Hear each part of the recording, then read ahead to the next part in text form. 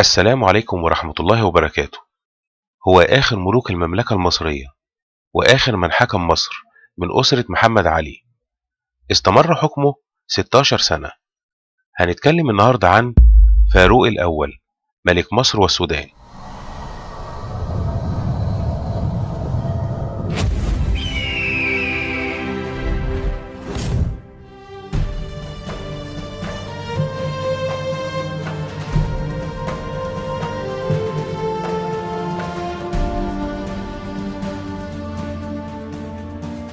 أهلا بيكم. فاروق ابن فؤاد ابن إسماعيل ابن إبراهيم ابن محمد علي باشا، اتولد يوم الأربع 11 فبراير سنة 1920 في قصر عابدين. والده الملك فؤاد كان فرحان جدا بولادته لدرجة انه منح موظفين الحكومة والبنوك اجازة واصدر عفو عن بعض المساجين. الملك فؤاد تزوج من الملكة نظلي وخلف منها الامير فاروق والاميرة فوزية والاميرة فايزة والاميرة فائقة والاميرة فتحية. اهتم الملك فؤاد بتربية ابنه فاروق جدا لدرجة انه ما كانش بيخلي حد يتعامل معاه غير امه واخواته والمربية الانجليزية الخاصة بيه، لانه كان بيعده انه يكون ملك مصر والسودان. وبالفعل في 12 ديسمبر سنة 1933 اصبح وليا للعهد، وكان الملك فؤاد بينتهز اي فرصة عشان يقدم الامير فاروق للشعب المصري، فكان بياخده معاه في مناسبات كتير. في الوقت ده كانت بريطانيا بتتابع كل اخبار الامير فاروق لأنه هيكون ملك مصر والسودان في المستقبل.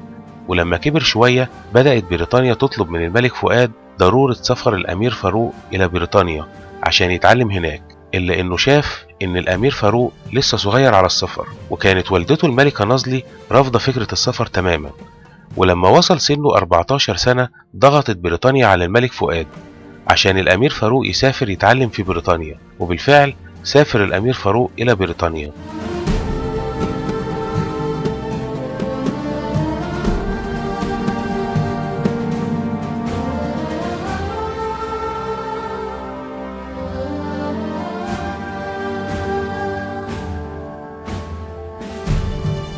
وأثناء وجوده في بريطانيا للدراسة اشتد المرض على والده الملك فؤاد وأصبح على فراش الموت، فاقترحت بريطانيا تشكيل مجلس وصاية لأن الأمير فاروق لم يبلغ 18 سنة وهو سن الرشد، وده كان نظام توريث عرش المملكة المصرية في ذلك الوقت، واللي كان بينص على أنه يجب أن يبلغ ملك مصر سن الرشد. وبالفعل في 28 إبريل سنة 1936 اتوفى الملك فؤاد، وبعد 8 أيام عاد الأمير فاروق إلى مصر في 6 مايو سنة 1936 للجلوس على عرش مصر، ولكن مع وجود هيئة وصاية للعرش لأن كان سنه وقتها 16 سنة ونصف ولم يصل لسن الرشد.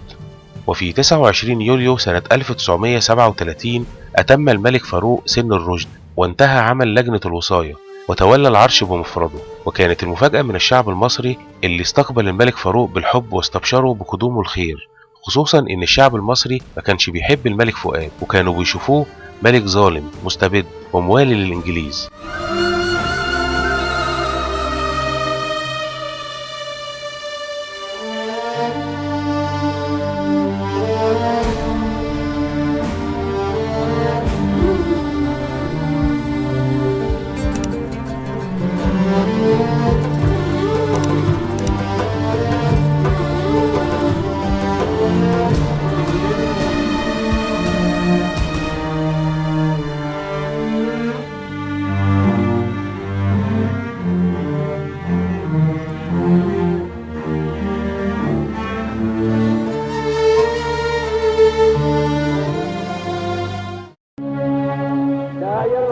تعالى أقسم بالله العظيم أني أحترم الدستور والقوانين الأمة المصرية.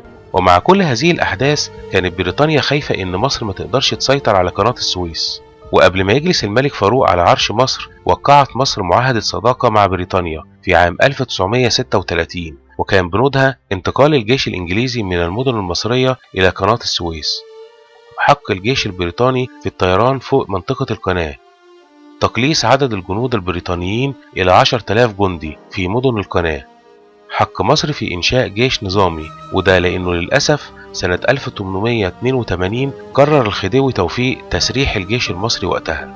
الاعتراف بالإدارة المشتركة بين الجيش المصري والإنجليزي لإدارة السودان، على أن يتم مراجعة هذه الاتفاقية بعد 20 سنة.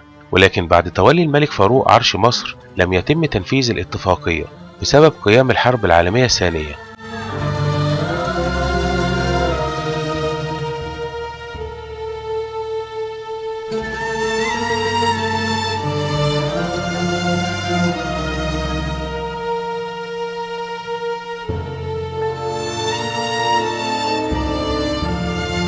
في 20 يناير سنة 1938 تزوج الملك فاروق بالملكة فريدة، وخلف منها 3 بنات هم الأميرة فريال والأميرة فوزية والأميرة فادية، وطلقها في 17 نوفمبر سنة 1948 يقال بسبب عدم إنجاب وريث للعرش. وفي 6 مايو سنة 1951 تزوج الملك فاروق بالملكة نريمان صادق، وبالفعل أنجب منها الولد اللي كان بيتمناه ليكون وريث لعرش مصر من بعده.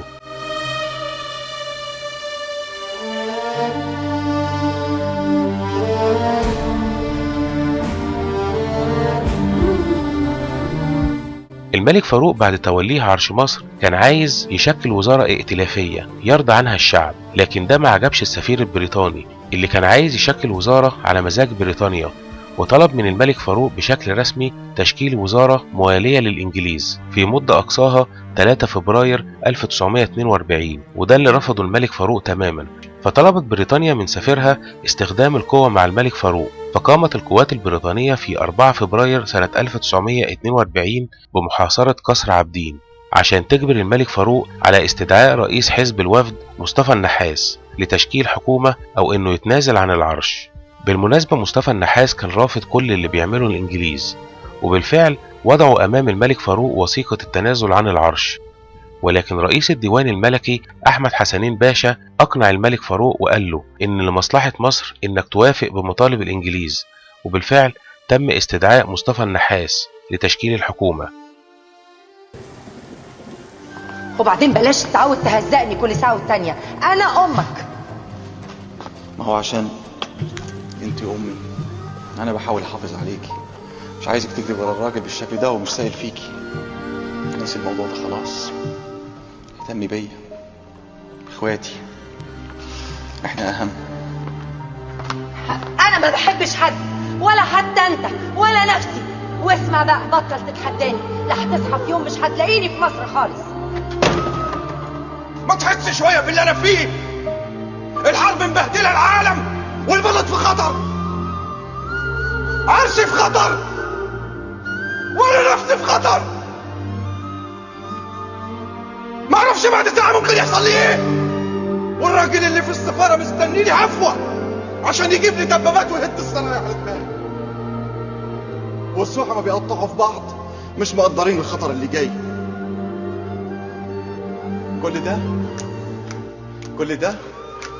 كل القرف ده وانت مهمومة بحسنين عاوزة تسافري عشان تغيظيه. مش سائل فيكي، حرام عليكي بقى، فوقي حرام عليكي، خليكي حياتك جحيم. وبعد انتهاء الحرب العالمية الثانية تم تنفيذ معاهدة 1936، وكان كل تفكير الحكومة المصرية تحقيق الجلاء الغير مشروط. وفي مارس 1950 دخلت وزارة النحاس في مفاوضات مع بريطانيا لتعديل معاهدة 36، وهي خروج بريطانيا من مصر وضم السودان إلى السيادة المصرية، إلا إن المفاوضات فشلت وتمسكت بريطانيا بإعطاء السودان حق تقرير المصير. بعدها أخذت مصر قرار جريء جدا، وهي إلغاء معاهدة 1936 في 15 أكتوبر سنة 1951. اعتبرت القوات الإنجليزية الموجودة في منطقة القناة قوات محتلة، وإعلان حالة الكفاح المسلح ضد قوات الجيش البريطاني، وضم السودان إلى السيادة المصرية، ومنح الملك فاروق لقب ملك مصر والسودان.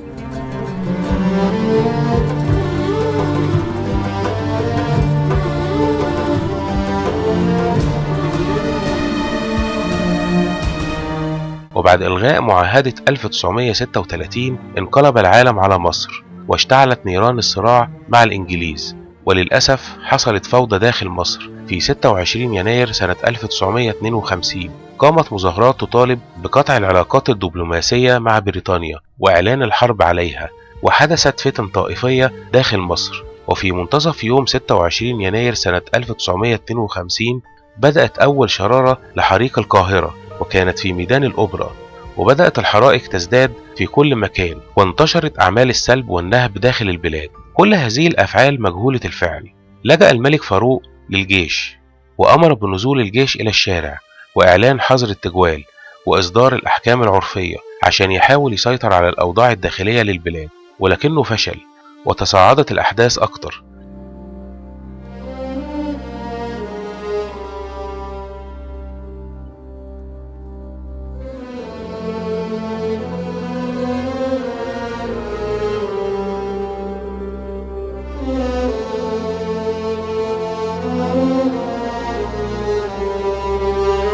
في 26 يوليو سنة 1952 قامت حركة تسمى حركة الضباط الأحرار بقيادة جمال عبد الناصر. طلبوا من الملك شوية مطالب متعلقة بالجيش، وحقق لهم الملك مطالبهم، وبعدين راحوا طالبين منه التنازل عن عرش مصر لابنه أحمد فاروق فؤاد، واللي كان عمره وقتها 6 أشهر.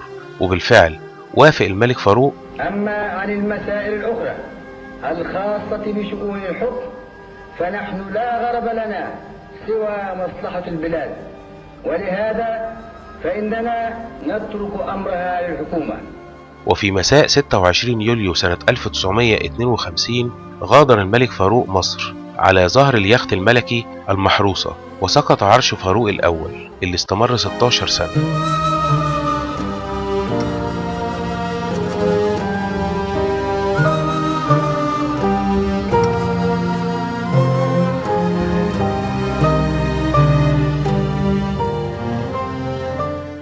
وصل اليخت الملكي روما في إيطاليا، منفى الملك فاروق وأسرته.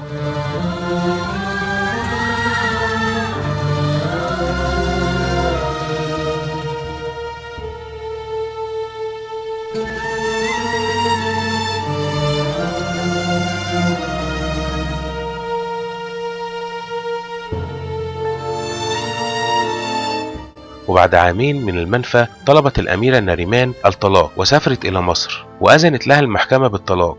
الأميرة فريال الابنة الكبرى للملك فاروق قالت إن والدها كان بيتلقى إعانات مالية سنوية من الأسرة الملكية السعودية، قيل إنه كان بيعيش حياة البذخ والسهر والنساء في المنفى. وفي 18 مارس سنة 1965 الساعة 1:30 صباحا توفى الملك فاروق في روما. قيل إن سبب الوفاة إنه كان بيعاني من مرض الضغط المرتفع، وفي نفس يوم الوفاة تناول عشاء دسم. وقيل أيضا إنه تم اغتياله على يد أحد رجال المخابرات المصرية خوفا من عودته إلى مصر، والله أعلم.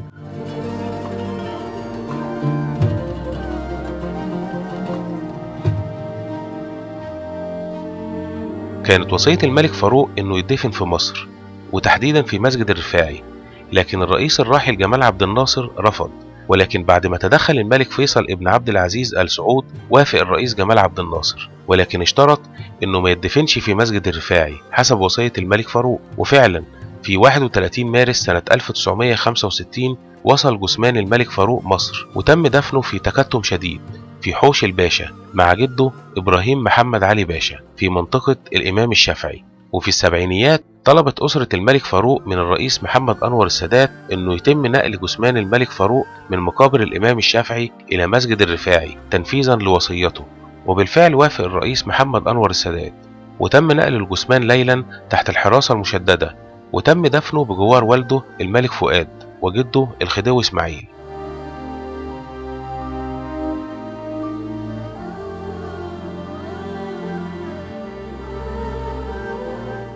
الملك فاروق حكم مصر 16 سنة، كان ليه إنجازات كتير. أول قرار أخده الملك فاروق إبعاد جميع العاملين الإنجليز من داخل القصر، إنشاء الكلية الجوية، وضع حجر الأساس لمبنى نقابة المحاميين، إنشاء وزارة الشؤون الاجتماعية، إنشاء نقابة الصحفيين، إنشاء جامعة فاروق الأول وتسمى الآن جامعة الإسكندرية، إنشاء جامعة إبراهيم باشا وتسمى الآن جامعة عين شمس، إنشاء وزارة الاقتصاد، إنشاء مطعم فاروق الخيري لصرف وجبات مجانية للفقراء، إنشاء ديوان المراقبة ويسمى الآن الجهاز المركزي للمحاسبات، إنشاء نقابة المهن التمثيلية، إنشاء وزارة التموين، إنشاء مجلس الدولة، إنشاء الكلية الحربية، إنشاء المصانع الحربية، إنشاء مجمع التحرير سنة 1951، إنشاء مصلحة الأرصاد الجوية، إنشاء مجمع محاكم الجلاء، إنشاء سوق رود الفرج، صدور قانون محاكمة الوزراء، صدور قانون الكسب الغير المشروع، افتتاح نادي القضاة، افتتاح بنك القاهرة، افتتاح مستشفى صدناوي. بصراحة إنجازات كتير. أسيبكم مع باقي إنجازات الملك فاروق.